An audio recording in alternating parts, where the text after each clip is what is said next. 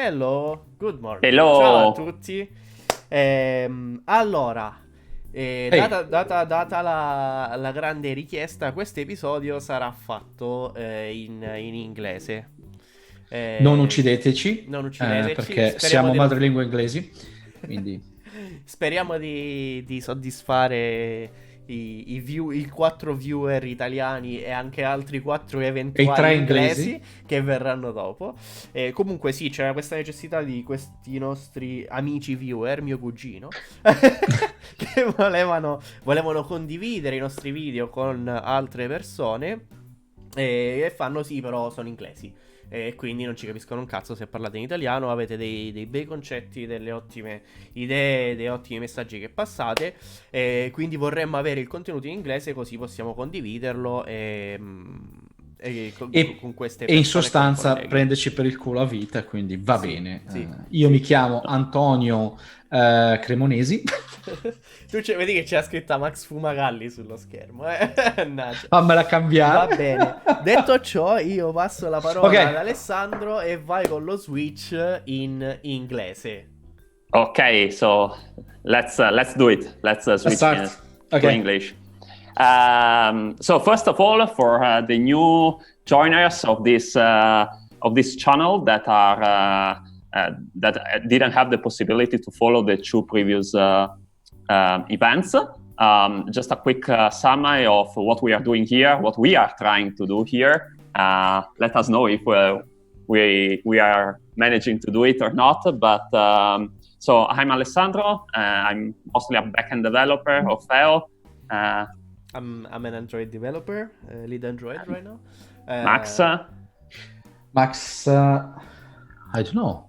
I'm head of design. But so we have been working together for a long time now, and we have realized that we want to try to share with you some of our experience, some of our thoughts about, in general, design, engineering, business, whatever is somehow related to our work experience. We are not here to teach anything, to be honest. We are not here to give you solutions to problems. We are not here.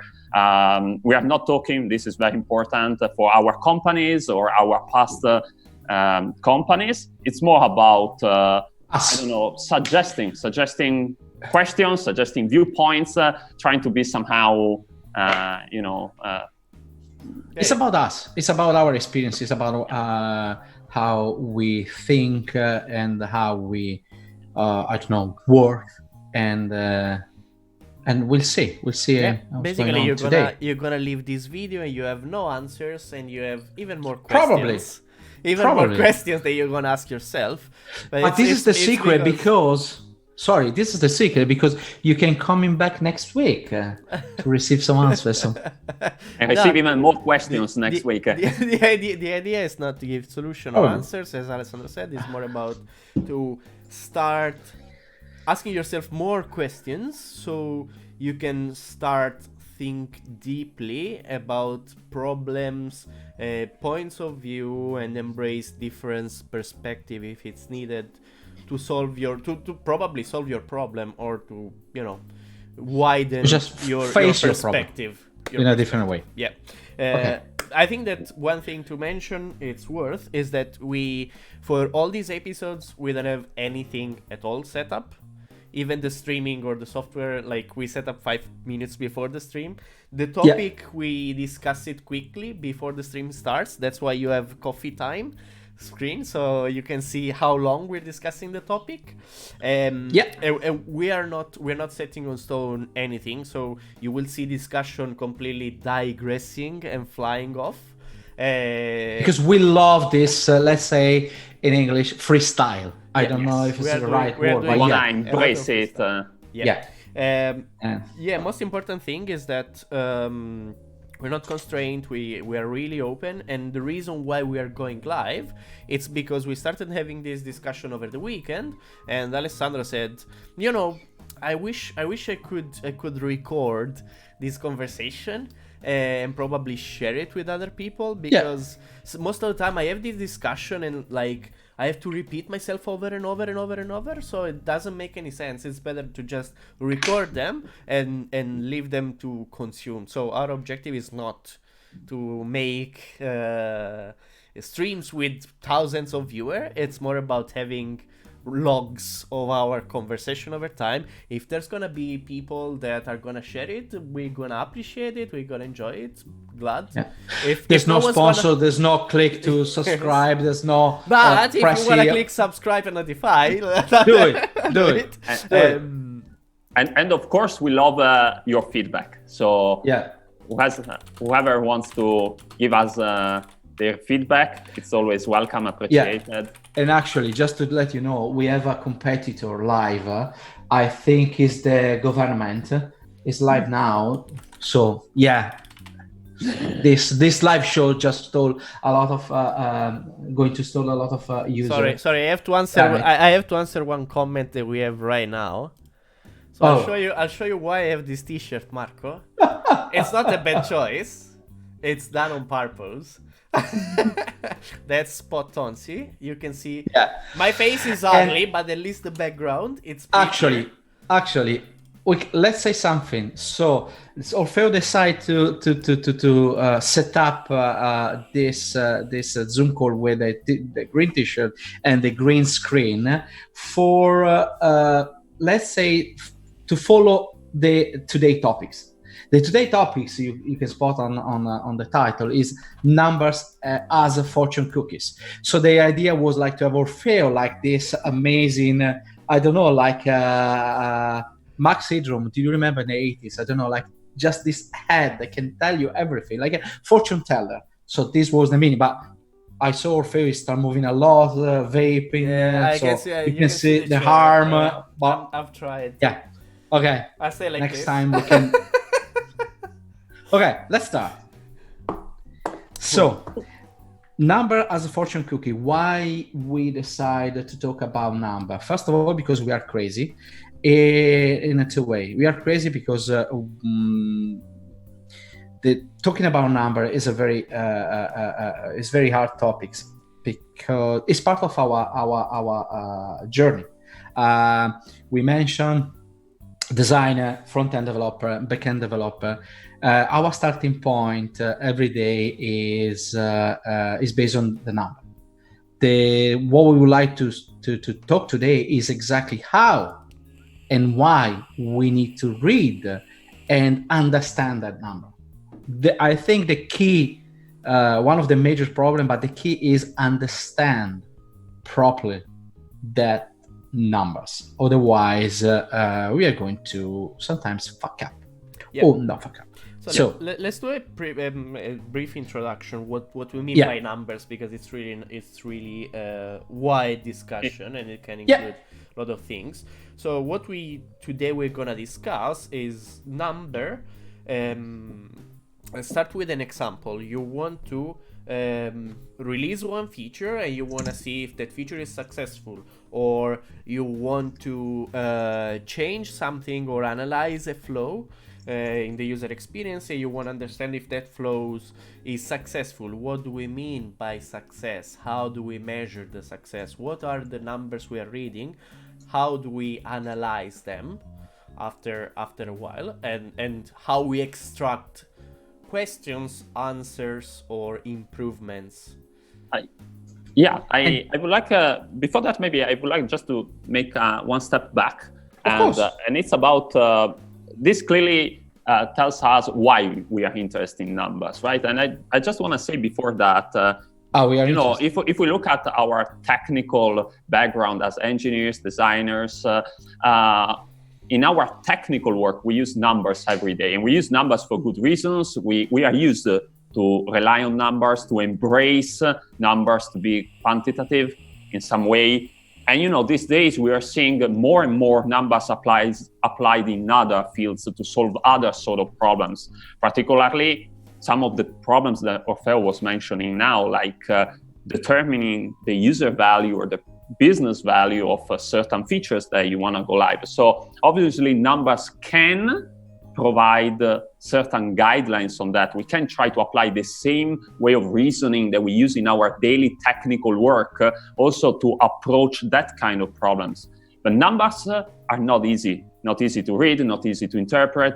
They're not the only tool available. And so I think today we want to go a little bit more in depth and try to understand to what extent the numbers are there to help and to what extent the numbers are instead dangerous to use, to read, so they definitely, the use of number stem from a problem that is, we are going live with a feature and we need to assess whether that feature is worth. Sometimes we want to forecast the impact of something, and all these problems are real problems. And it's now a trend to try to use numbers, to steal the usage of numbers from science and try to apply it to these kind of topics. And is it worth? Probably yes, but we are here to challenge this to some extent and try to look also at some anti-patterns. Just one little thing, sorry, because we got Alessandro literally on fire. By chat or maybe by comment later on the day, just let us know if we constantly ask to you guys if the audio is okay or something like that, because we try to add like a music in the background, but we don't know if everything is perfect. So we got like a bunch of people that work for with us on the background. They set up audio and video. It's not true. It's a bullshit. It's just okay. But yeah, tell us if everything is okay. Sorry. Go back to the topic. I just wanted to do an example, just to understand a practical example, really practical example to understand. But it's not the example that is driving this conversation. It's just one of the examples. So as a developer, for instance, what you look into the app is saying, is the app good? Is it healthy? And what you do, you look at the stability, crash rate, right? Yeah. But looking at the crash rate, probably developers put try catch to prevent the app from exploding, for instance, or you wanna measure if the app has been tested. So you apply test coverage, but the tests are not written well, right? So based on those numbers, you say, oh, we have 100% test coverage, but maybe the tests are not asserting that the condition is true, that some conditions are true, so are not validating that it's written correctly. And in the example of the crash rate, probably we have millions of screens that are just white screens because there is some errors. The app doesn't crash, so the stability is good. The app doesn't crash, but the app it's unusable. So stability, yes, it's stable. Is it working? No. And we need to make a distinction between the two. So this is the kind of problems we want to look at, not as a developer, but at a product from a product perspective. Another example, quickly, and then I'll close this. Go. To make another example and put some clear scope in this.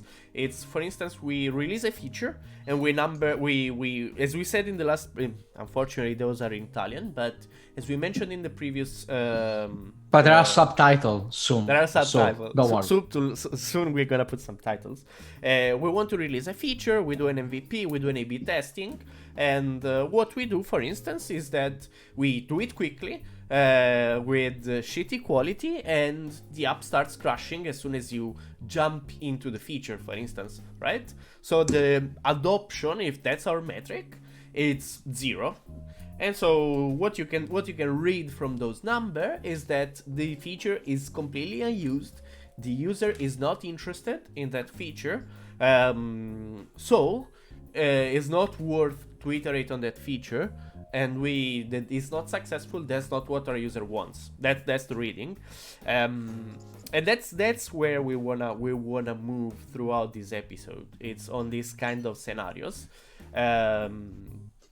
Quality, number, and how to read the numbers, which number to take in consideration to measure what, and is there can we cover everything with numbers?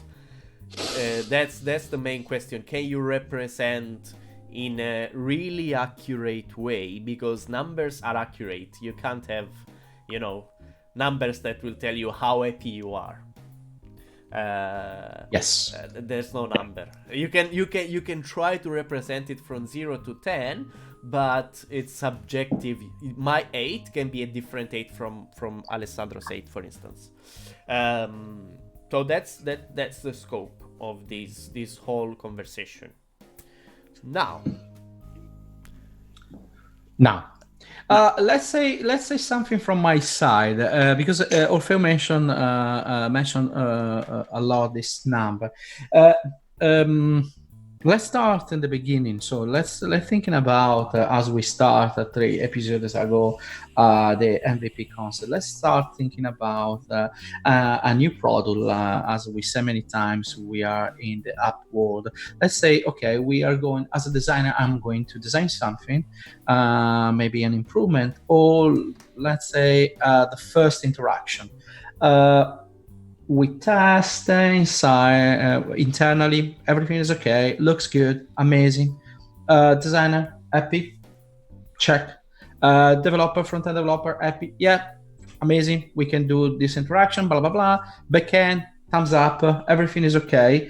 Of course, our team, PMs, QA, perfect. Then we launch this improvement or feature or something like that.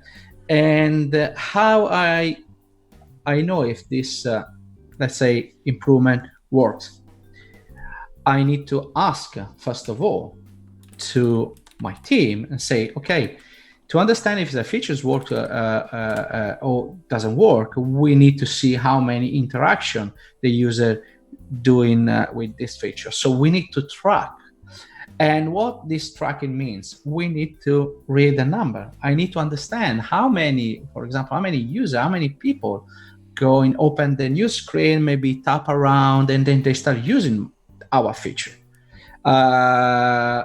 This is the only way to understand what's going on. And then you can go deeply, and maybe we can talk during this talk today to understand not only how many people open the new screen and tap the main call to action, but how many users, how many tap you have, how many interaction you go around that screen. So again, as a designer, I need to ask to myself initially how many information I need to validate or invalidate design, user experience, and something like that, to prevent eventually craziness around the product. Because if the feature doesn't work or didn't work, we need to go back to the drawing board and start fixing. But we cannot fix in a blindness mode. We need to understand something. And to be honest, and Orfeo knows better than me, every time in the past someone walk into my desk and say, oh yeah, Max, you know what, we need to change this, we need to redesign that, my first question was, okay, I need to understand how many people we go with this problem, how many people interact with the screen, how many people, because you say to me this feature doesn't work, okay, I need to understand why, because I need to apply some changes. Stupid example, and then I stop myself. I was like, okay, you have this beautiful car, you go to the garage and talk to your friend, he's a mechanic, and say, you know what, you need to fix my car because every time I drove my car there's some issues. Okay, the mechanic's going to tell you which type of issue. Let me help you. I need to know some information. I need to know the number. And if you say, oh, I don't know, I have just issue. So this poor guy, he needs to start check and eventually fix everything inside your car. And maybe the only problem was you forgot to add engine oil, or you forgot to add something else. So, this is another in real life example. Move on from this. Let's ask to Alessandro from, because now he's more focused in the backend part. From the backend, what are the important numbers you're looking for in the beginning and after we launch something? And then we are going to explain why we are sometimes scared about this cult, and we explain why we call cult.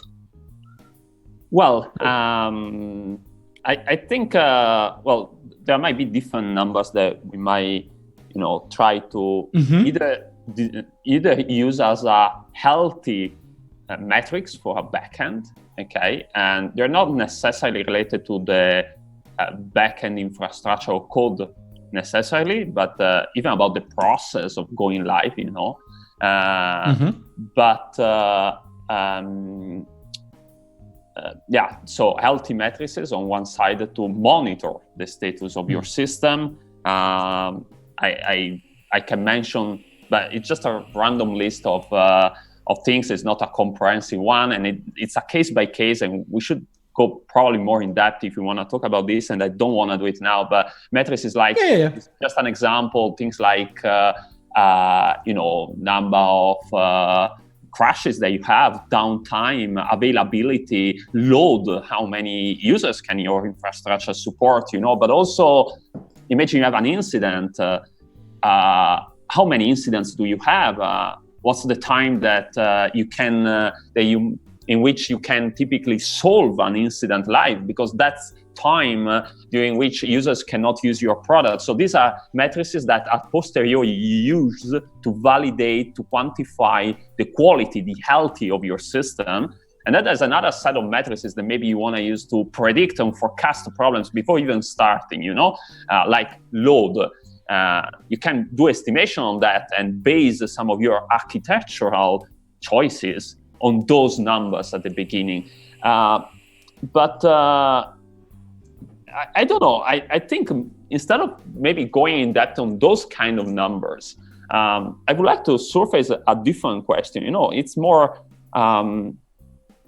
especially for rational minds or logical minds, numbers might seems to be the right tool to, as I said, even either describing in a very precise, detailed, quantified way the status of things, or to unlock the possibility of forecasting things. And we might have this illusion that if we use numbers, we control better the situation. There's this illusion that numbers don't lie.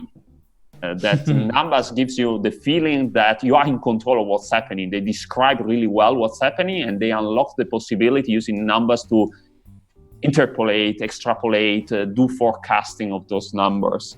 I think the numbers don't lie. The problem is who read those numbers sometimes lie to us. Because again, you need to prepare yourself with the right mindset. You need to be able to read this or those numbers and understand what's going on. Sorry. Yeah. Go. Because it's important. It's important. Absolutely. This topic. Again, just to bring back the example Alessandro made a minute ago related to some problem we can have on the back end or sometimes on the front end, and understand the crash or understand what's going on. Think about, as a designer, I design something. I agree with my developer. So we introduce an interaction, we introduce an animation, we introduce something new for the product.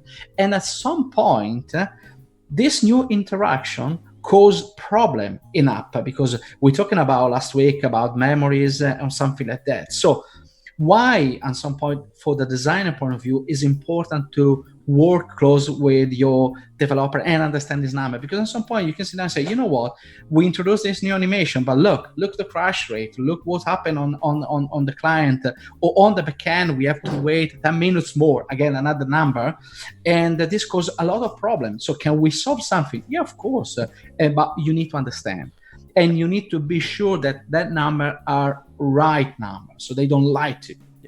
Yeah, on this topic, I think it's I go back always and with sorry, the same. With sorry, the same Phil.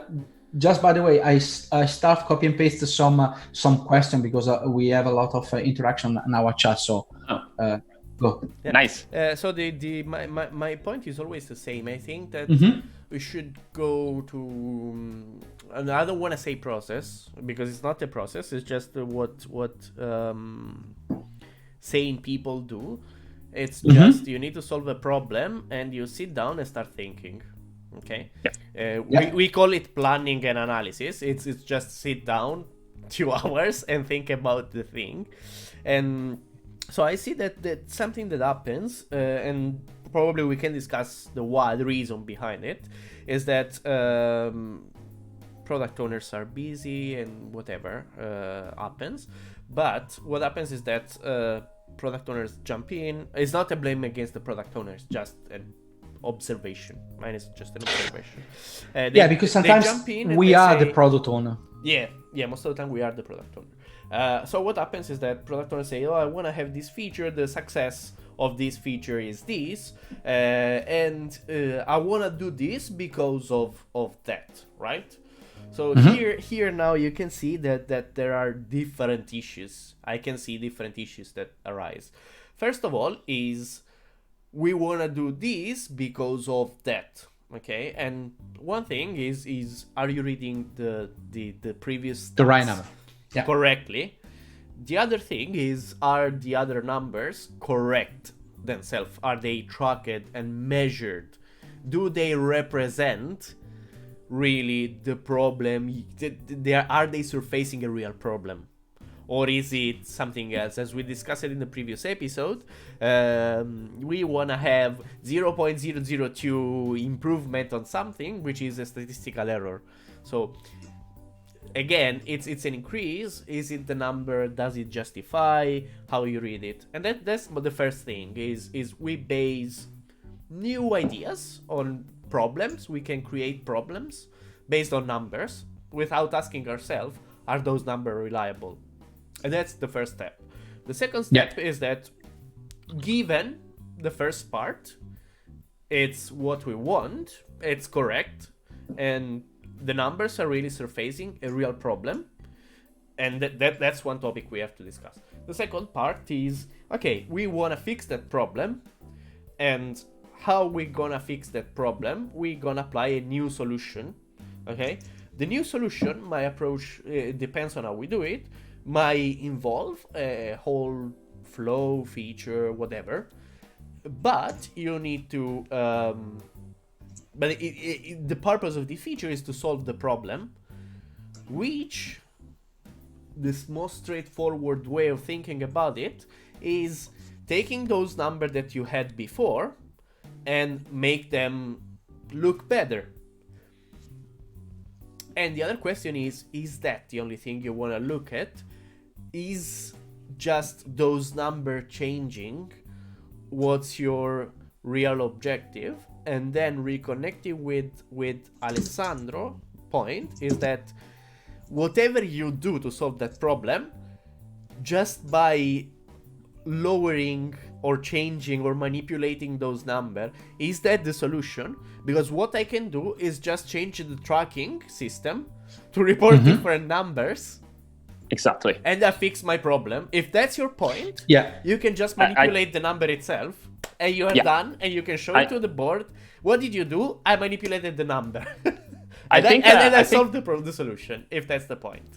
I think it's really one of the typical anti-patterns in numbers that is, at a certain point you forget about the original problem, assuming there was an original problem, and you start looking just at the numbers. So you mentioned 2 steps, but I would actually add that step 0 in front of all of them, which is why to read the problem and interpret the solution to that problem, we use numbers in the first place. Is numbers the right tool for describing a problem, to highlight that there is a problem? Maybe the answer is yes. I just want to play a little bit devil's advocate and try to challenge on this point, because it seems today that people automatically start looking at numbers, and numbers for sure are contain information. There is information in there, and it's definitely worth exploring the information contained in those numbers.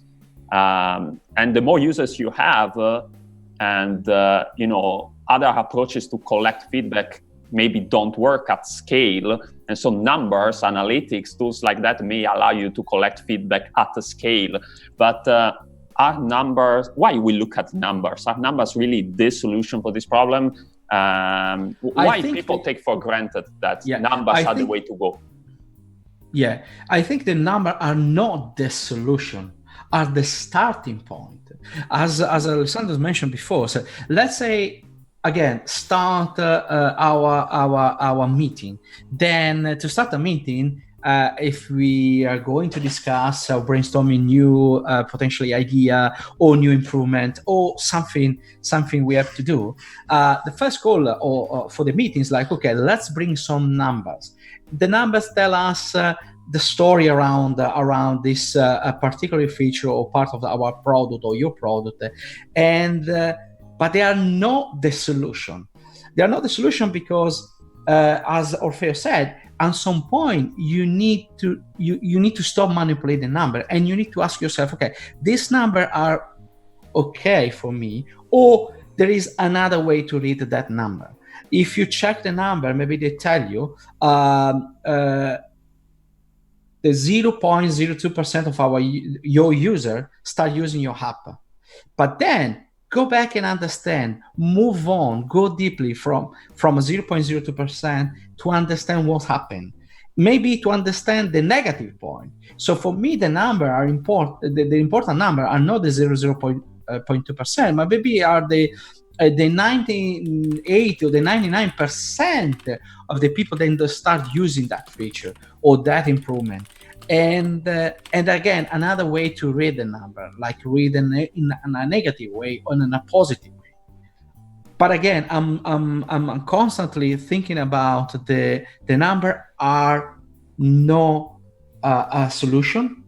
We started this discussion this morning during our coffee time, thinking about this number are not a religion. This number are not a cult. In our experience, we worked with some people. They literally live with the number, but not because they are maybe analysts, but because they say what the number tell me is the holy grail, is exactly the solution to all my problems. But this is completely wrong, because in our experience, my experience, Alessandro and Alfredo's experience, we don't look at the number, but we look at people.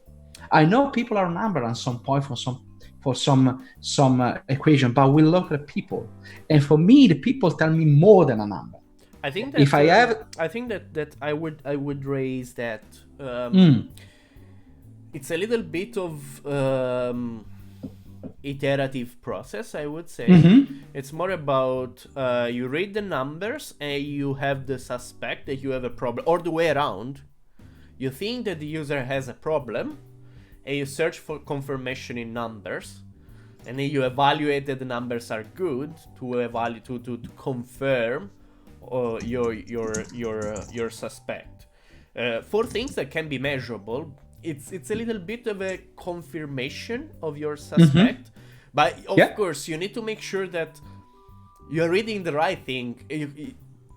You can't cheat. You shouldn't use the numbers to leverage your opinions, because you can take numbers and say my hypothesis is this.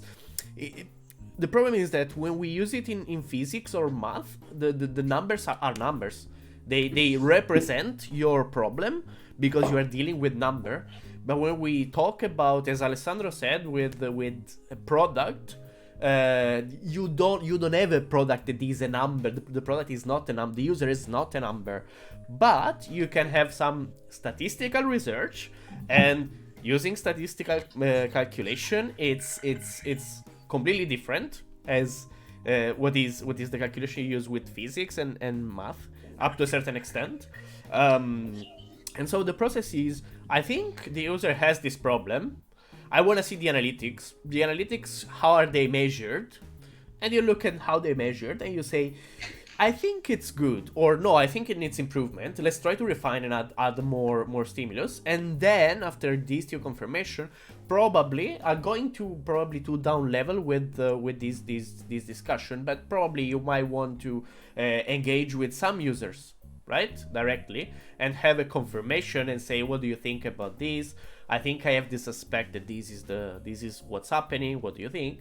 And after that, you iterate and you say, okay, look, I've used the app, I thought there was a problem. I look at the number. These numbers are measuring these, and these. Like the user clicked on this button, opened the screen, and did this. So I'm inferring, which is inference. We go back to communication. I'm inferring, so it's not set on stone. That's how I read the numbers. That's not the Holy Grail. It's not a deduction from the numbers. Yes, exactly. And so I think that by doing this, I asked users, and I got a confirmation from the user. So I think that we have a problem now. And that's the starting point it's not the moment you're gonna make the feature, it's the moment you think what's gonna be my next step. This doesn't involve a solution. This is, as I said, it's the preliminary step. It's the Actually, the rational, it's the pre-planning, it's the analysis stage. And then you start with this, you might start the planning, but I wanna keep this topic still open, this part of the process, for Alessandro or Max opinions on this stage. I wanna write down something because I think is as we say in the beginning, we are going to freestyle, and sometimes we say something, and someone say, "Oh, yeah, this is an important topic for next week or for a week later." Orfeo mentioned a second ago something important. The mindset today is more or less when your product is old enough to jump in from a startup, MVP mode to something much bigger, is set up in a way then you are going to deliver feature and improvement based on this mentality. We need to solve problem, and then for me it's something I would like to spend another topics not talking today, because it's important to understand why there is this mentality of features. It means we cannot problem. It means that whatever we build is there to if you don't have a problem, you don't build, which is weird, right? Exactly. And this is bear with me, this is very connected with the numbers and how you can read numbers, because again, based on our experience, we arrive in the morning, we got like a report and say, you know what, look this number, we got problem, and I would like to arrive someday in the office and say, oh, look at this number, I think there is a gap to doing some innovation. Yes, you made my day, because sometimes working just to solve problem is very dangerous, because we are going exactly to put yourself and follow this numbers cult of numbers or whatever. Apology for my bad grammar and in English too. So yeah, put down. I'm totally agree. I actually noted even myself. We were discussing innovation also in the previous video, and here again we ask ourselves, what is it? It's obviously not directly related to the topic of today, which is numbers, but innovation. Is it possible to do innovation without necessarily having to, every single time fix an existing problem? Is there room for innovation without a problem necessarily? Or is the really problem the only guideline, the only criteria that we can use to build something? Definitely a super interesting topic. Another tips from our past experiences. I remember one day, again, someone come to my desk with a request. There's Max, have a look. We need to redesign completely this flow. I read the number this morning, and it is a nightmare. Then I just say, okay, give me like an hour. I need to understand because I'm not the guy who start design or fix problem or call my team and say, guys, we have a problem. I'm not the person go very easily in the panic mode. They say, okay, fine, let's give me an hour because I need to understand what's going on. So I called Orfeo and I said, look, Orfeo, this is the situation. I don't believe in this particular number. Can we please together try to go deeply and understand why or if this number lied to us? And then we spend more than an hour, of course, because there's not just a magic wand. Then you click a button and you receive exactly the number you need. So, but just to tell you, at the end of the day, we are ready to present something. We were ready to present something and say, you know what you asked me this morning was completely wrong, because we don't have to redesign. We just need to apply some changes to solve the problem. Because that number you showed me this morning were completely wrong. They lied to us. And again, we're going back to our initial point, how you can read in the right way that numbers. Again, if you have a product analyst in your team, you can sit down with this person and say, okay, you are the professionist, you are the pro in this field. You literally live with the number. Okay, this is the question I would like to know. I would like to ask you, and do your magic. Give me this number, because with the right number, we are going to attach problem. So when going to that topic, I think that we're going to roughly in the same direction, but just to take, I don't know, Max, yeah. I'll put things together. I'm very good to disrupt every meeting. No. So one thing that happens is that that's my mindset. Probably I'm the most unprofessional person in the world having this mindset. Me. So I think that whatever you do, you need to contextualize whatever you do, everything. Absolutely. You live in a context. What I've seen happening working with data analysts is that they what they did was, this is an example. So what they used to do was taking few events and assuming that those events were connected one to another. Instance, you have 3 screens, and so the first screen is gonna be first screen of the flow, and the second one is gonna be the second, so it's gonna be called screen 2, and the third one is gonna be screen 3. And so they say these numbers are completely off because we have crashes. I don't know. We have something wrong. And then, for months, presenting those numbers and say, the situation didn't improve. It's still the same thing happening over and over. We must have something wrong in the screen, blah, blah, blah, creating a lot of noise.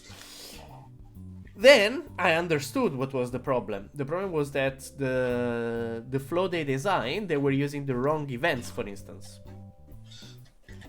And this is not the problem of the data analyst that is wrong, or the product that is wrong, or the developer that is wrong. It's more about always understanding what you are dealing with. And there is always, every time we take a decision that is on the code, on the number, on the tracking, on the product, on the interview, whatever you do, we forget, as professionists, as developer, product owner, everyone. Yeah. There is a point, and it's easy to do because you need to solve the problem in your code or your product, and you need to solve that problem. And it happens that you forget about what's the product, what's the feature, I'm measuring which flow, why those numbers are off, how do those screens look like? What happened? Yeah, exactly. What happened? And there is always a missing link between the product and whatever thing you are doing in number or code or issue or whatever. And we need to start thinking and all of us, we need to start thinking about what does it mean for the user. I totally agree. Actually, you touch many interesting points, one of which is obviously the difference between having a correlation between data and having a causality relationship between those. But I would like to if you want to explain them, Alessandro. Well, maybe essentially it means you can have a correlation, but you don't know whether it's A that implies B or it's B that is implied A, or the two are just correlated to each other, but there's no causality. That is, one is not the consequence, it's not the effect of the other one. One doesn't imply the other one. But to go one step above this, actually, and Max, you mentioned the fact that we must learn how to read the data. Obviously, that's very important. But I would like to go one step above this thing, higher level. And for me, the real problem is, not necessarily the main problem, but I'm not sure it's a problem. But talking about mindset, is this fact that whenever you ask a person an opinion, it looks like that the opinion, is something very personal, while numbers instead, are sort of objective. And so there's this faith in numbers. You trust the numbers because you have this illusion that numbers are not like opinions of a person. Numbers are numbers, right? They exist independently of whoever is mentioning those numbers. Now, numbers are definitely important. They are there to tell us a story, but I'm not sure I understand this mindset in which, it's... Sometimes people start using numbers as a replacement of opinions, thinking that if they look at numbers, they are safe. Okay, you take for granted that numbers are safe. Numbers are something really objective. You don't question numbers, right? Because they are numbers at the end of the day. They are. There's nothing, to read in numbers. You see this value and that's it.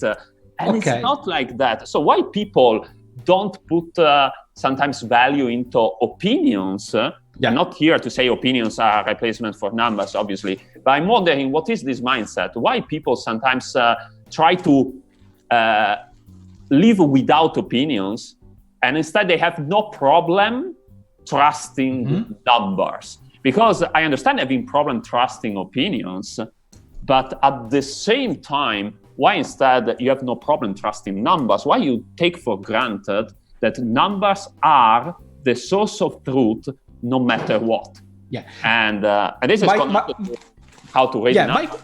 My question for you is exactly based on what you said. Why do you think people, colleagues or whatever, they don't question this number? Why there are people, they believe in this number? But because I think it's a personal opinion, I might be wrong, and actually I ask everyone listening this video to provide me that I'm wrong, please. But I think it's really connected to the mindset. You look at numbers as you don't trust opinions, and so you look for something different. You look for something that doesn't have the faults of personal opinions. You look for something that you can trust more, and you start thinking that numbers. If you're not used to numbers, it's very easy, to think that numbers are rational, logical. They are the mathematical truth. As engineers, in science, it's the opposite. I think it's you are not used to trust the numbers. Actually, even when you do an experiment, you question: is there any source of noise in your data? And you keep questioning that. You keep, maybe I left the window open and this is corrupting my data. Maybe the humidity of the air, has invalidated my. You are used, to not trust data. Quite the opposite. It might seem surprising for people maybe not used to use numbers in technical work, but whenever you do a technical work, you don't trust, even in the backend work, you don't trust necessarily the metrics of your dashboard that tells you the system is healthy. You try to go one level more in depth. You try to to look for confirmations of your numbers. You try to cross-compare numbers. You try to understand how those numbers are generated, first of all, because you don't trust even the source of data. You try to imagine potential source of noise or corruption of those data. Data corruption is all over the place. It might happen for plenty of reasons. It's true. And Yeah. and we are used to that. But I see people sometimes instead, when they start using numbers as a replacement for personal opinions, to believe numbers as the definite solution to everything. They manipulate the numbers. They can manipulate. Of course. They can give a different key reading. Let me interrupt you guys because we are behind quite a few comments. Okay. So Marco L thing, it's all like 20 minutes, but I'll put it through anyway, just to have to see if we can manage to squeeze all of this in the conversation. So sure. Marco L says, I think that numbers are a way of representing people, your people. It's our job to find or create metrics that represents our users' needs and are measurable. As Orfeo said, the user is not a number, but we can represent their need and experience in somewhat accurate number. What? Yeah, well, I have a question. I'm not completely. Yeah, exactly. Like even when even in physics, for example, you can try to build mathematical models of a lot of things. Okay, you start with first of all, the first step is actually understanding the assumption. So you cannot build a model out of nothing. Okay, you have to first of all define some assumptions of your model, and you can build different models. Look at I don't want to talk now about coronavirus, but if you look around, you can find a lot of mathematical modeling of coronavirus spread. Some of them are accurate, some of them have been published in scientific papers, some of them are maybe not accurate, or maybe not even very scientific to some extent. Yeah. Some are just noise. Exactly. Okay, but they all share this at least a schema. Like you start with some assumption, you try to describe certain things. Do you pretend this to be reality? No, that's the big difference. I think in science, you call it model for a reason. If it's working really well at some point, it's promoted to be a theory, but that typically requires ages to happen. And but otherwise, you have plenty of models that might apply to different ranges of situations, different, maybe this works in this condition, this works under this other condition. And you don't take this as a replacement for reality. You actually keep challenging your model by comparison with experimental data. And again, to do that, you need to know how to read those data. You need to understand what are the limits of your model. And we are talking about simple systems, if you think about it. So is it really, so my questions at this point are, is it, the first one is, do we remember typically to distinguish model from reality, to understand the limitations of our model? Do we do real modeling of your user base, or is just a superficial way to apply numbers to the user and think that's a model? Do we really use the model the proper way we should use a model? And the second thing is mathematical modeling of your user base is really a good tool to do that, because maybe... Well, I wanted to go to that question a long time ago, but I just didn't want to open the Pandora box. Yeah, let's open this Pandora box. But it's a tool, obviously, like modeling, mathematics, numbers, all these things are tools. The first question is, do they work? Or under which extent do they work for your problem? Because typically, it's not that you have a tool and you try to solve every problem with that tool, right? You try to use the right tools to solve the right problem. So the first question is modeling, mathematics, numbers a good tool for this? Maybe the answer is yes, but you need to know how to do it. Yeah. And the second question is, are there better tools maybe than mathematical modeling? Because again, why we use mathematical modeling is because we trust numbers. And as a scientist, I trust numbers, of course, but as I said, I question every single time if they are... You need a context. I question every single time if they are the appropriate tool for something. And maybe in some situation, we haven't found anything else better these days, and they are working pretty well. Are they working pretty well in describing user? Not sure. But see, you say something interesting. It's exactly our point. And you trust in the number because you are a scientist. But your first step is like, okay, give me those numbers, and then you start questioning that number. So this is the key. And again, we're talking about maybe the huge number, but if you go back to your drawing board and you go back to your team of small startup, huge company, if you stop yourself to question those numbers just because you want to believe, just because it's very easy for you to follow the number, to build a product or build a feature, you're going to fail. Because we said in the beginning, your users are not just numbers. They are they sometimes they lie.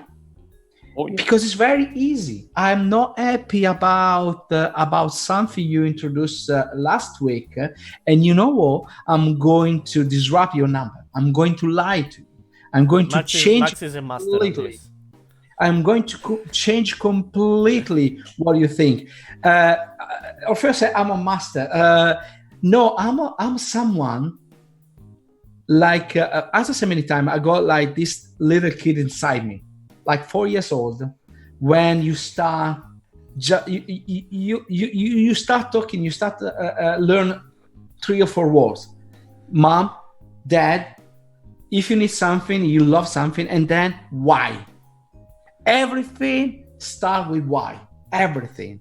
We got like people, designer, engineers, CEO, venture capital say, yeah, you need to start with why, but no one starts with why. Yeah, everyone starts with the problem related to the number, and sometimes they start with solution. Sometimes we start with solution. The solution. My first question, if you're right with the solution, say why we need to solve this problem, why we need to solve those problems, because it's important to understand why. Because we are going to prepare ourselves at a huge fight and a war. Yeah. Why? Again, and sometimes people try to answer that question with numbers just to make you stop, essentially. Yeah. Because they think that numbers are the way to, shut up the conversation and start implementing the solution. Exactly. Look, then those numbers. That's the ways, as I said before, planning or why, research, analysis are. I still believe, as an engineer, it's not for user research. It's for nothing.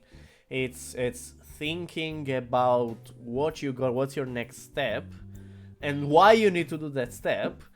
Analysis and planning in everything. It's key.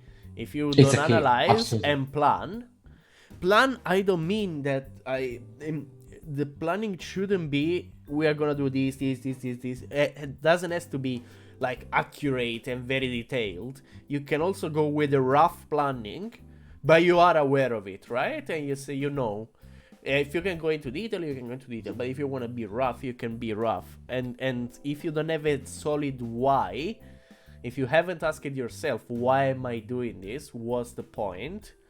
How you gonna build anything? How you gonna build a plan? How you gonna make an analysis and try to solve this thing?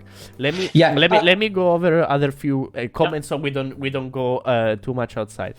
On Marco's defense, Marco L, he said somewhat accurate. Didn't say like precisely accurate. So he continued to say, I personally believe that's because you need answer. You look at numbers. Thus, you get accommodated to the idea that the numbers, as finite and measurable, are right. Opinions are volatile and looks less precise and reliable. I think numbers are the same, to be honest, in the sense that, obviously, they are more sophisticated. So sometimes they can hide. Just lipstick on a pig. Let's they can contain a lot of information if you use it right. But in order to know to use it right, you have to, have a lot of experience or studying around and question why all the time. And if you are not used to that, you have the same problems of opinions, in my opinion. It's just that opinions make this very explicit.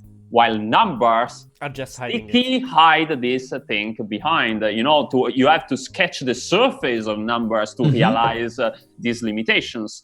And if you don't have the mindset to question those numbers and go more in depth to sketch that surface, if you just remain at the surface and say, okay, these are numbers, I trust them, you don't recognize, obviously, all the limitations.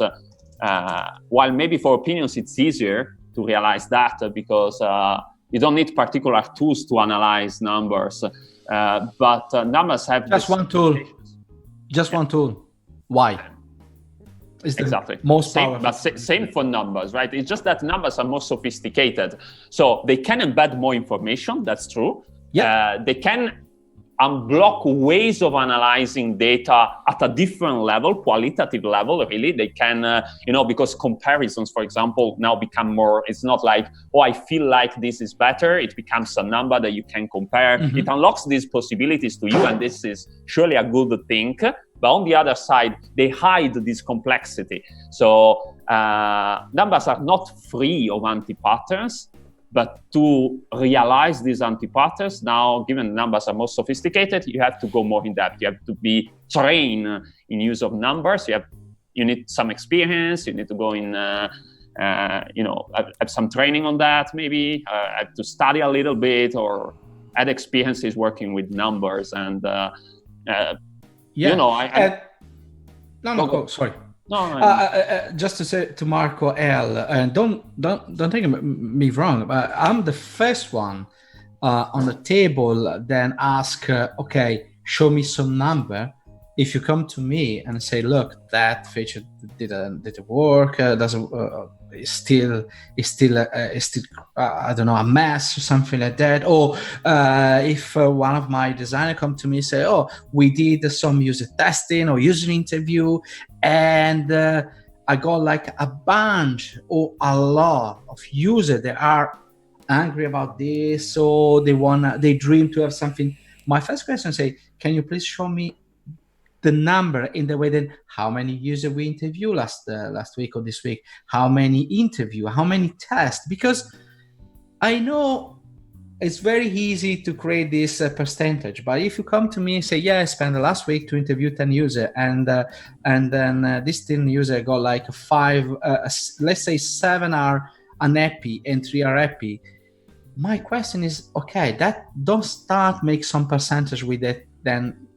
With 5 users, what's the percentage? 7, 50%, 30%, because my first interaction with you is like, okay, let's say where they come from, how many years they have in this word / interaction. Are they a new user or they're a current user? Are they smart enough to understand a new feature? When I say smart enough, I don't want to judge the people, say, but they are no. So I say, if you deliver something for the Gen Z, and part of them, the user are not in a Gen Z, are they smart enough to understand new proposal or no? So again, I start questioning the number. But my first question was, show me the number. Again, is another way to read, and not just in terms of that's a challenge. Analysis. It's a challenge. It's a challenge to myself. You need to be prepared. It's yeah. There's nothing personal. Just to make sure that everyone understands. There's nothing personal in a challenge. It's just we need to do some health checks, and we want to make sure as manager. But you should do the same. Yeah, you are absolutely allowed to ask your product owner and challenge him and say, like, why do we want to do this? What's the objective? How did you define? If the user comes, if the product owner comes and says, I want to have a increase of user adoption of 3%. Why 3%? Like, what's the, how did you do? So when you do finance, you have to do forecasting. And forecasting, it's not made up number. They are applying statistics to the previous months and see how they work. And when you do forecasting, 99%, unless something happen, the forecast, it's not made up, it's not wrong, you hit that target. The error, it's really minimal, and that's how you do forecasting. As Alessandro said, finance are money, are accurate number. Yes. You have to say, I got paid £400,000. That's number. There's no objection that you got those money and you received them this month. Next month I have 2 new users, so my expectation is, assume £8,000, right? Yeah. There's nothing to object there, but as Alessandro said and Max was saying, is like, oh, you can do percentage, you can hide number, you can manipulate them. Yeah. But it's important to understand the context, and user behavior and analytics are the right tool still to go through that thing. Okay. And in the meantime, challenging in this scenario, you must. I think it's a must challenge. Yeah. Every number, because in our field, what we're saying, bottom line of the conversation, to summarize, is that these numbers are not reliable, are tools that can be used in the right way or the wrong way. So the best way we can fix the accuracy in somehow up to a certain extent, it's to challenge people and try to discourage them of making up numbers. I know it's hard. I'm not saying you will be able to do that, because if someone comes and say, if we do this feature, we're gonna have an increase of 5%, and you say, why? Because I made it up. Okay, so I shouldn't work on this feature. You can't do that, right? But, if you surface this problem 24 times, the 25th time, probably, you say, we are making out, you can go into a retro or whatever is the context and say, we are making up numbers, and which is good. It's an opinion, as Alessandro said. It's an opinion. We should also follow the opinions sometimes, or the gut feeling or people. But if we keep following, if this is a pattern, and we never we should have 5%, you do this, and it's minus 5%, and you do the second time, it's 10%, and it's 5%, and you do the third time, and it's 1%, and the fourth time, after 24 times, at that point, you might be in a situation to use that number, your advantage, and say, look, statistically, 25 times, you didn't get one right. Probably your gut feeling is not that good, and that's where you can extract a pattern out of it. But it's not a challenge to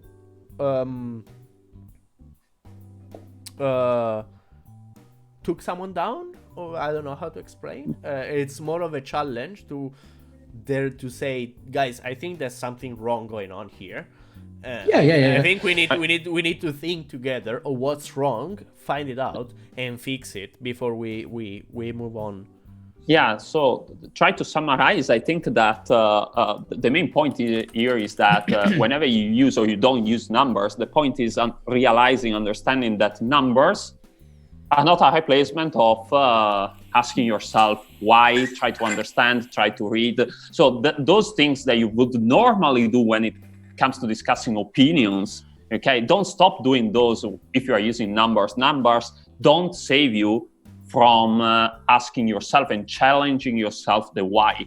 Numbers are there, we mentioned many times, you can read them in many ways, you can abuse them, you can reinterpret in wrong ways.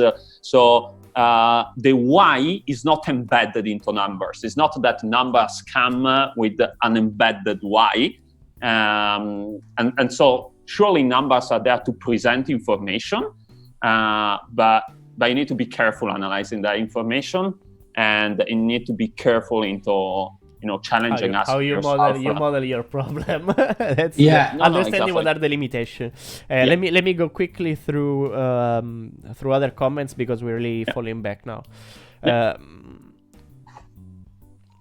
So as Marco was saying, it looked like less this thing. If you say opinions look less precise and reliable. After some time, the person only trusts number and distrust gut feeling. The funny thing is that only trusting number is a gut feeling itself. Yeah, exactly. Where does this trust number come from? I'm asking. That's how the politics pattern, by the way. When there is a politic speaking and they have nothing, they start throwing numbers and to make their hypotheses or their opinion more valuable. It's a strategical politic communication skill. Yeah. Or if you don't know enough about the product or how you can build a product or about your product, the easy way to solve your problem is like go check the number, believe in the number, like if that number was is your instruction manual, and then you solve your problem for the entire quarter. But again, I think the value of numbers is in the fact that when you use numbers, you can unlock certain way of reasoning and thinking that maybe you cannot have when your opinion is broad, okay? Yeah. But rarely we use numbers for reaching that level of thinking in normal situations. And we stop at the level 0, which is just throwing numbers, right? Yeah. And in that case, we are not making advantage of numbers. We are not, we're just making things more complicated. We are over-engineering the problem. Because at the end of the day, we have now more complexity, a tool more sophisticated than before, which is numbers, harder to read, harder to analyze, harder to decode, but we don't take advantage. The benefit that would be, unlock possibilities of thinking that are not always available when you don't encode your information, your data into numbers. Now, those are not used at all. So you lose the benefit, but on the other side, you get all the extra complexity, and you hide behind that complexity all the typical anti-patterns that you would have for opinions. Yeah, I agree. Let's say maybe we are going to find this video like an example for some people say, oh, watch that guy. What they say is a complete bullshit. So follow me and follow. It's fine. Again, as we said in the beginning, this is our personal opinion. Of course, it's a fight. For me, I love challenge, and it's very easy. Make my work easy if I'm going to believe completely in the number. You come to me and say, oh, 80% of our user or 80% of our interaction killed this feature. I'm fucking happy. Sorry for the happy. Say, okay, let's redesign, let's change. I mean, you made my day, but the problem is not like this. You cannot just go in and solve everything based on this call. For one reason, we mentioned a user. Someone said the user numbers. Yes, no, because you need to understand your user in the way then today.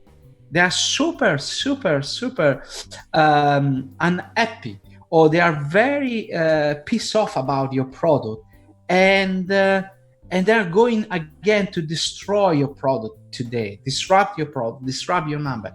Tomorrow is another day, and the same user, they're going to love your product.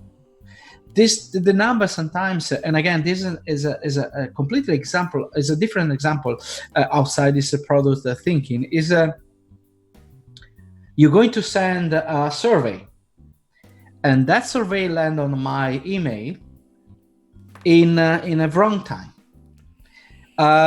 Someone give me a ticket because I didn't find a parking spot last night.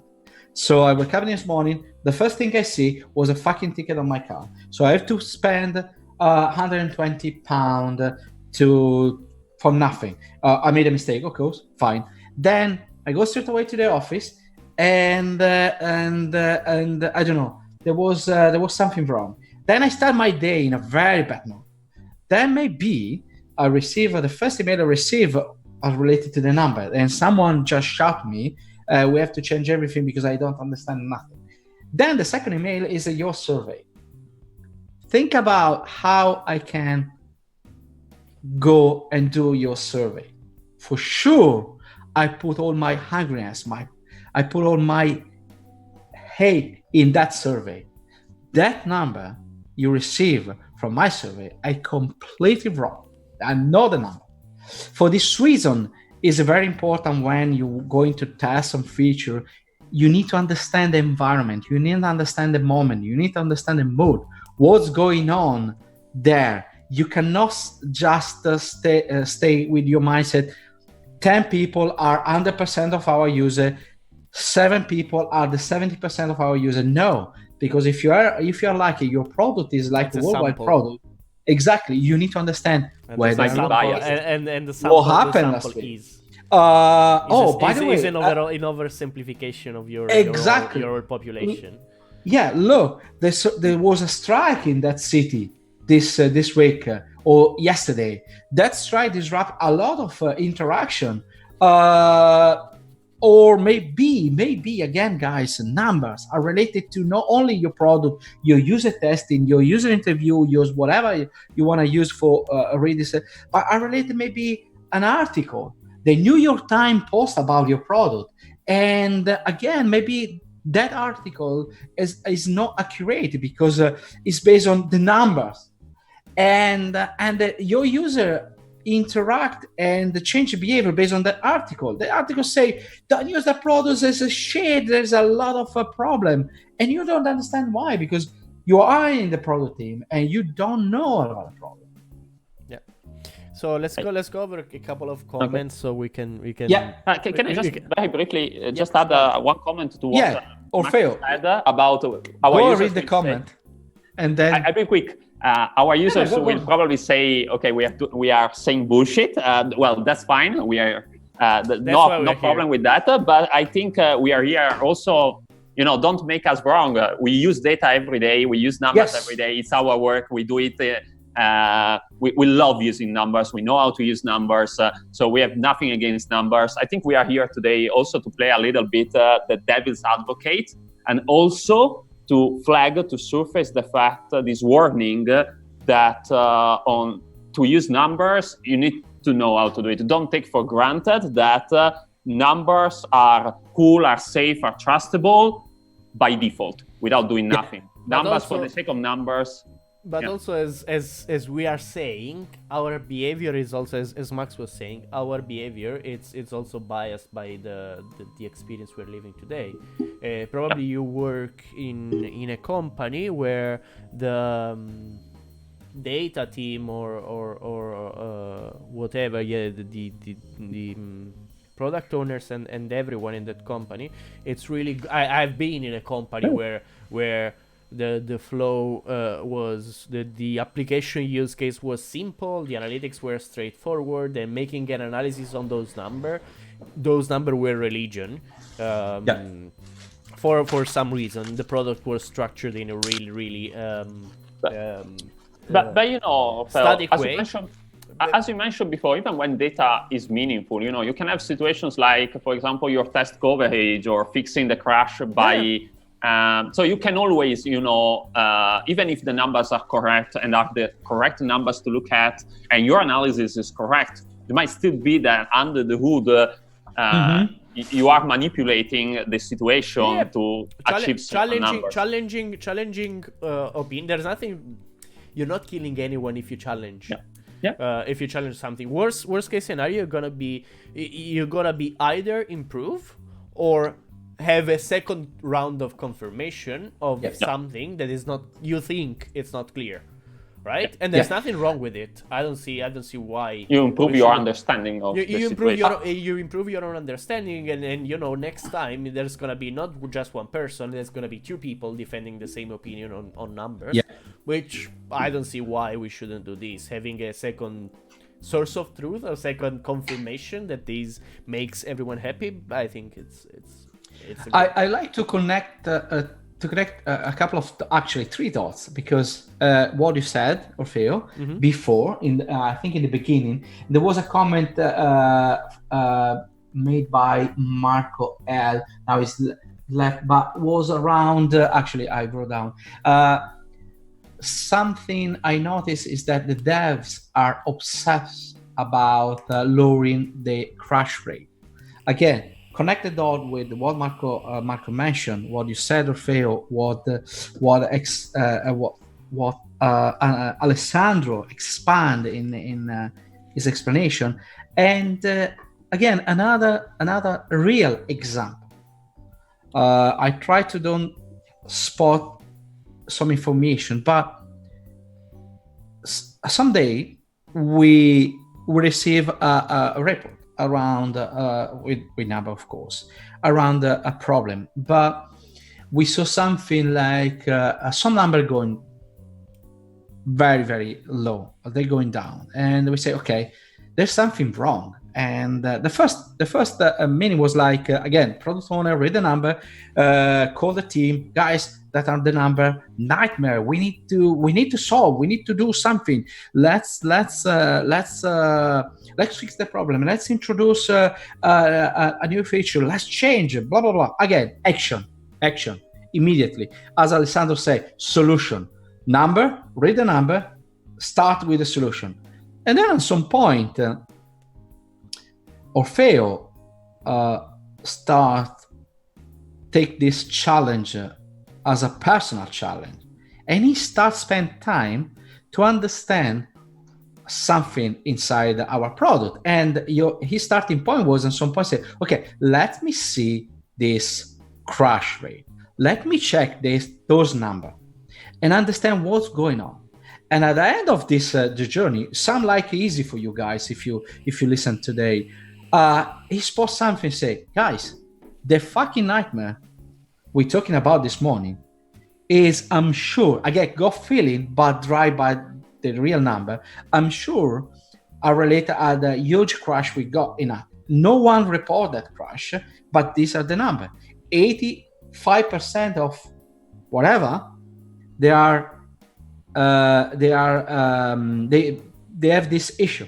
So we got 80% of crash related to something we would like to fix. So again, I'm all upset about that, but the solution is try to fix that problem, that try to remove the bug that causes the crash, and then we then remove the noise. Thank you, Orfeo. Remove the noise, and then we start again with the number.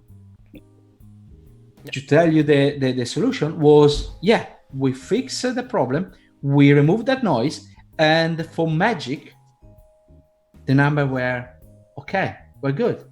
Again, there is another way to read the number.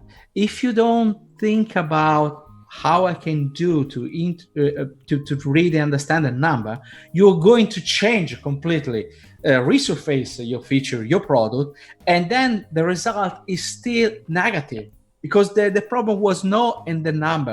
The problem was in the way that we read the number. But then let's read the comments. Let's leave this topic for later, but which is one, we talk about anti-patterns of numbers, and this instead is the next step. If you fall into some anti-patterns of number, this can have a very bad implication. It might drive you in the wrong direction if you are not careful. Which can be like test for just improving. You can start focusing now just on improving the matrices without understanding what's going on under the hood, which is, I fixed the crash rate, or I have better coverage. And maybe none of these things is really helping the user at the end of the day, but it's making your matrices, maybe even the correct matrices, okay? But they are just improving that, forgetting about the real user experience maybe. But let's be back to the comments first. Marco F says, sometimes I realize people tend to bring you numbers to make you realize that the majority of the user do path A versus path B. We are talking about A/B testing, I think, or something like that. Sexy voice, Orfeo. Wow. Thank you. Because I'm close to the microphone. Sometimes this tend to be a justification for a product owner to focus the majority of the effort on just path A, even if the paths are deeply linked together from a user perspective. So you have what Marco is describing is you have an experience with two possible paths, and the product owner tries to drive number to improve one side of your user experience. So numbers to inform a prioritization or focus, areas of focus. Potentially A/B testing is sort of the same. This was just to link to the point of Alessandro on why data might change people perception and not even questioning numbers. It's just to use as a leverage. Use number as a leverage. It's different than it's different using numbers to inform a choice versus using numbers to leverage your choice, like to not inform anything and actually just use it as an excuse to. Yes. And think about what happened when you realize, I hope immediately you realize this, but when you realize, oh, by the way, we got user, but they are not the same user every day. And actually, our users are not one actor on the stage. There are multiple actors on the stage because they are the user A, the user B, the user C. Again, try to ask why. We saw the group A go down, but at the same time, the group B go high up. So what's going on? Why? Again, we have to solve the problem, but let's see if we have to solve the problem related to the group A, because maybe we can live with that issue because we got B and C go to the top. Or at some point we got B and C go to the top, but let's sit down because we need to solve the A problem, because otherwise we are going to kill our problem. Again, I don't know if you guys spot, there's no solution as we said in the beginning, because this is our day-by-day challenge. And there's no like, again, the magic recipe or the magic one or whatever. But I hope by the end of this third episode, you spot something can solve a lot of your problem. Again, a part of really understand. Or at least being aware of this kind of being issues. aware. It's the first step, the awareness. I think, right? I think it's the It's but wait. I would like to say how you can solve the problem. Yeah. Even if we are wrong, we can still, help awareness. Again, one thing is, we said read, understand, or something like that. But the way you can solve the problem is exactly what we did this morning and we did 3 weeks ago. It's like try to work as a team around this number. Try to, as a team, understand those numbers. Because if you just arrive in the morning and you sit down and you receive this number, you're going to digest, and that's it. This is not an healthy way to solve a problem, because you don't question anything. But again, work as a team. Be a team. What this thing makes me think for more technical people is a common pattern. The similarity looks really weird, but I think in my mind at least they link together.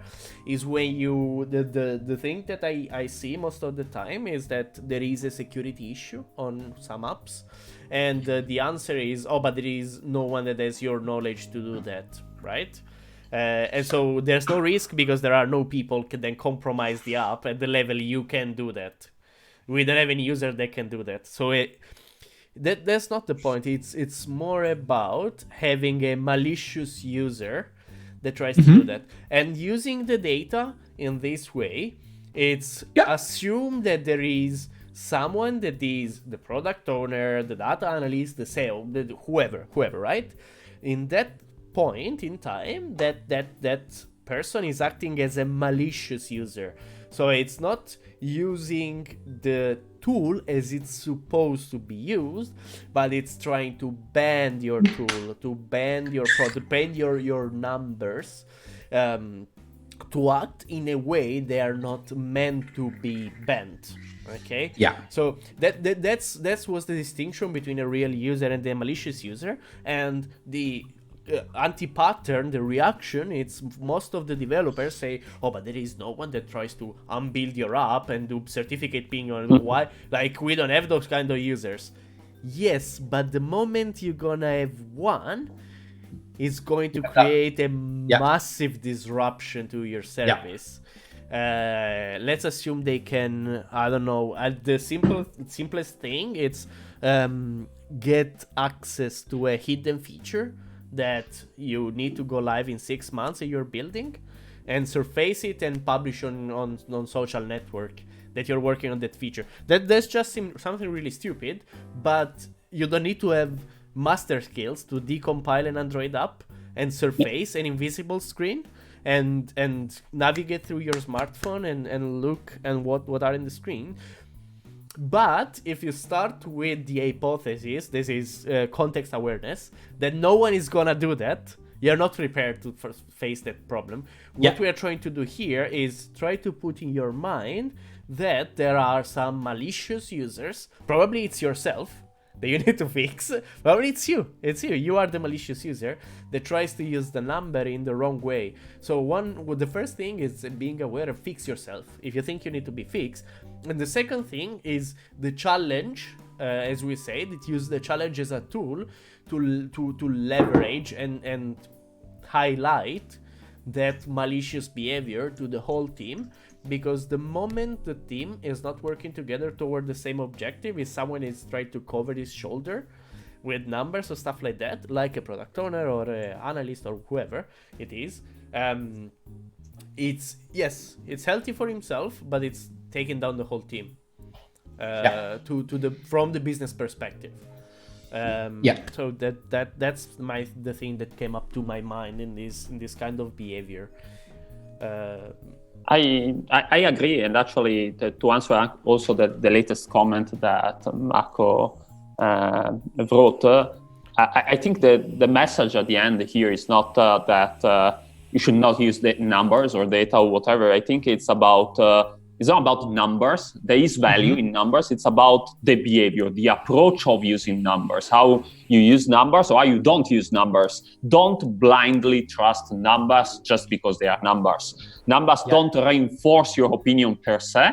The value of numbers comes from the way you use them, the approach to numbers. So if you use numbers, but not just out of the context, but out of without the right approach, without the right behavior, then you are just misusing those numbers. You are not using the proper way, and actually it can create more problems than what you are trying to fix. And the one we were mentioning is like, for example, path A versus path B. You know, you might end up optimizing to optimize a certain number. You might end up maybe focusing only on A. And maybe the metrics will look good after that. What does it mean? But what are the implications really of this? You know, we can have a 100% test coverage. We might have no crashes in production, and the application can still be shit.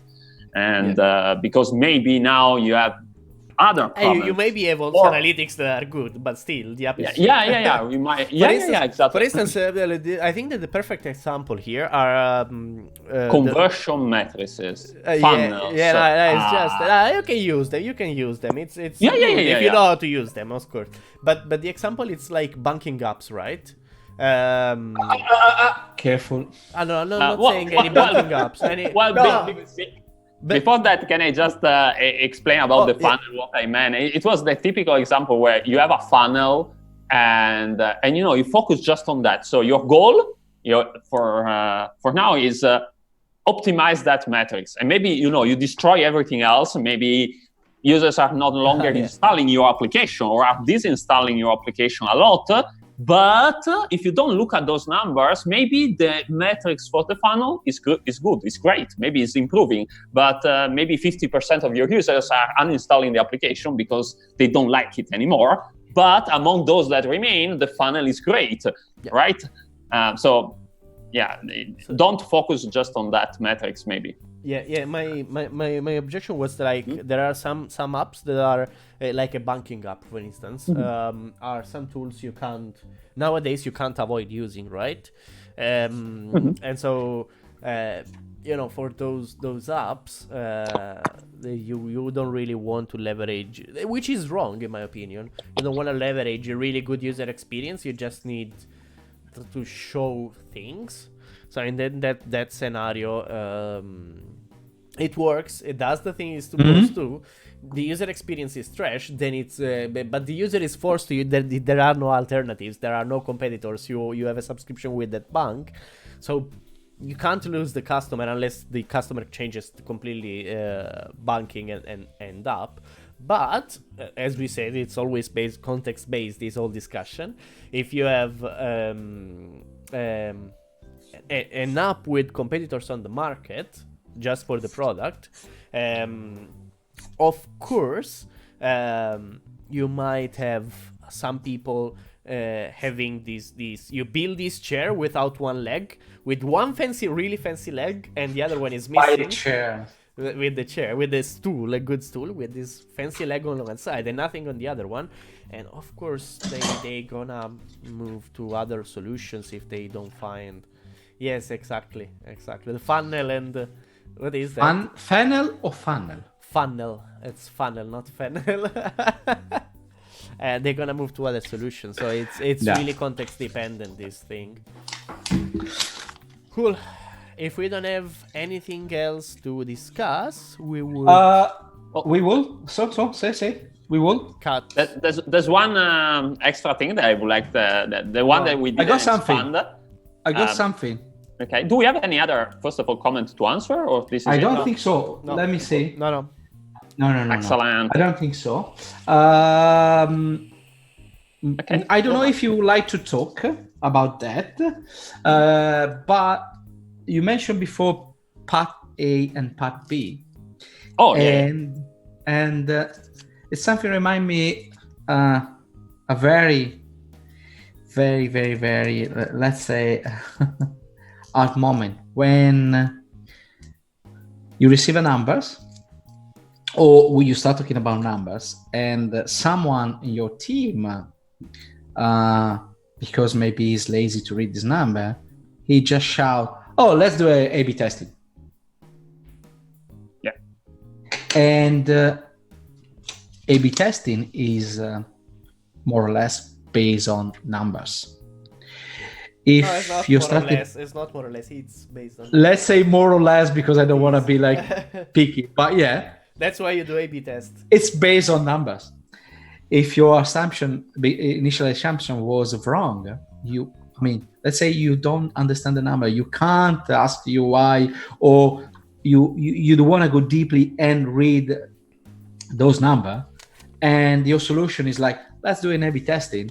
Okay, my question for you is like, okay, let's do an A/B testing, no problem at all. 3-4 designs, and then we are going to improve and launch 2 features instead of 1. Okay, but then can you please tell me which numbers we are going to read, check to validate or invalidate one of these 2 solutions, or what's going on if the result is 50-50?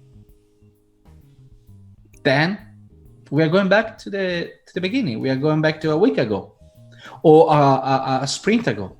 We don't have anything to just validate or invalidate that feature. So again, go back to Alessandro, because I think it was something different. I just want to take just a few minutes more, but then we can wrap up. We talk a lot about anti-patterns of numbers and how to, in a context where you can use numbers, how to maybe misread numbers or abuse numbers. But I want to close this talk today with also trying to reinforce another message, that is all this analytical thinking of data and numbers should not let us forget that there are other things that maybe we could not or we should not try to translate into numbers. There are things that are hard to measure with numbers, and that probably doesn't really make sense to try to measure with numbers, like happiness, like of us working on a product, or on users using your product.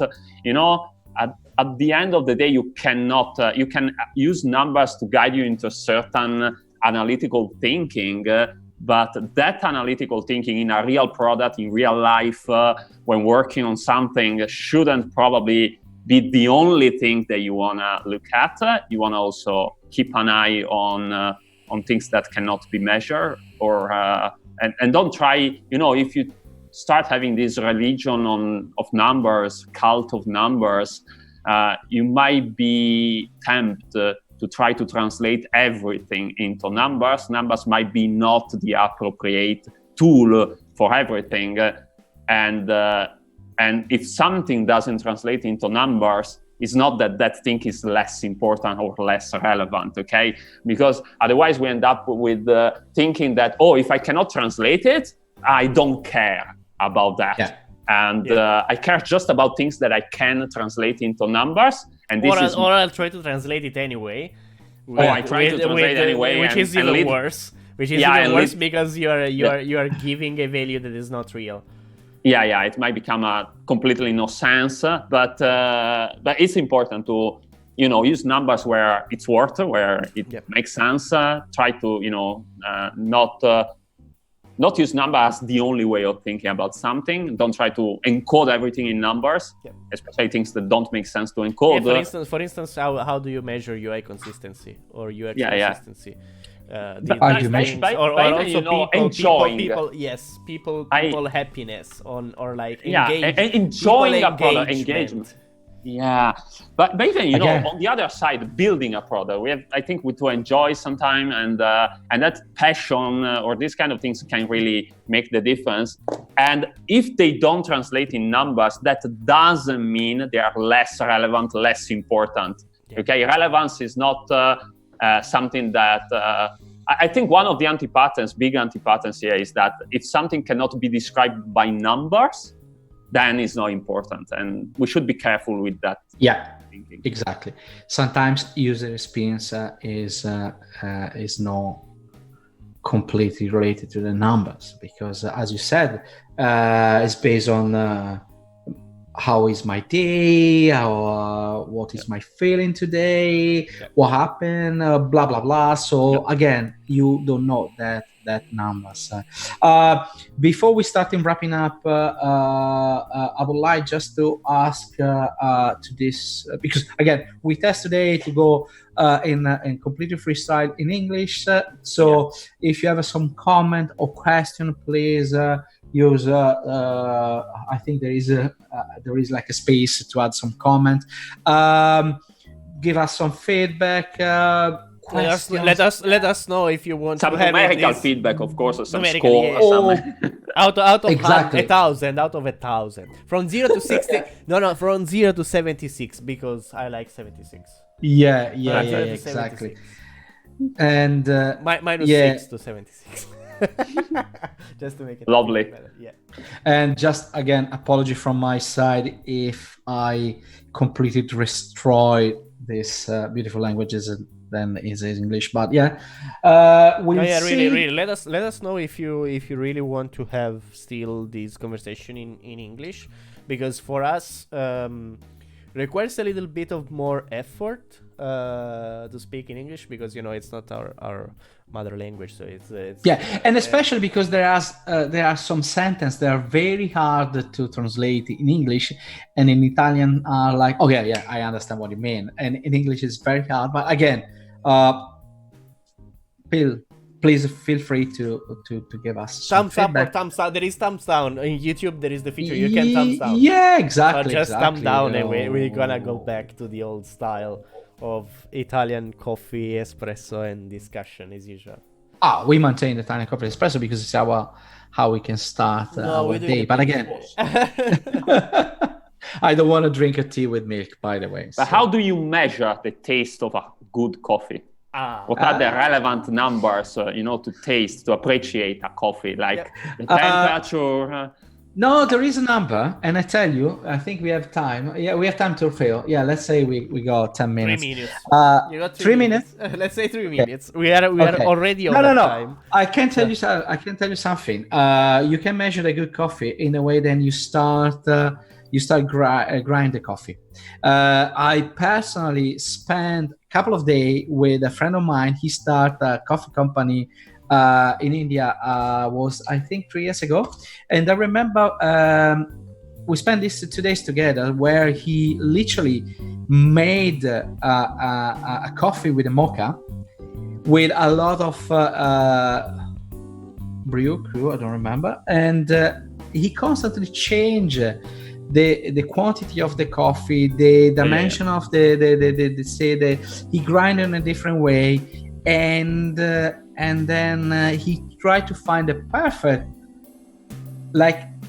perfect solution for give me like a perfect coffee than as Italian I like to drink. And you know what happened at the end? He made a perfect combination. Mhm. And I say, oh, look, this is exactly how I like to drink a coffee in a mocha.